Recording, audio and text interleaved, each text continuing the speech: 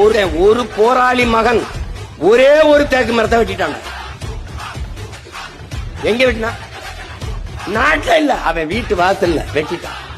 டேய், இது சத்தியமா சத்தியமா உண்மை, எங்க அண்ணன் மேலானே உண்மை, நீ நம்பு. வெட்டிட்டான். எனக்கு எப்படி தெரியும் கேளு. நான் பாட்டுக்கு போயிட்டே இருக்கும்போது இருக்கும்போது அவங்க ஒருத்தன் கொடுத்து வச்சா, அண்ணா அண்ணா வணக்கம்னு ஒரு கண்டுகளை வச்சுக்கிட்டே வணக்கம் போட்டே இருப்பான். ஒரு வாரம் கழிச்சு என் தம்பி சேரா கேட்குறாங்க, யாருன்னு கேளு.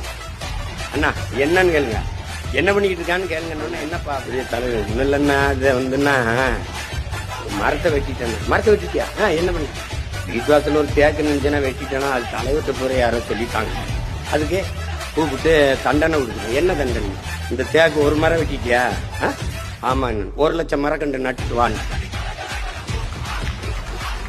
அப்ப அடப்பா இப்ப எவ்வளவு பண்ணிக்கணும்? 30-35 லட்சத்துக்கிட்ட நட்டு பண்ணா, 30-35 லட்சத்துக்கிட்ட நட்டு பண்ணா, 30-35 லட்சத்துக்கிட்ட நட்டு பண்ணா, இன்னும் கொஞ்சம் 1 லட்சத்துக்கிட்ட கொண்டு போகணும்னா அவனை சொல்லி நிறுத்துங்களேன்டா.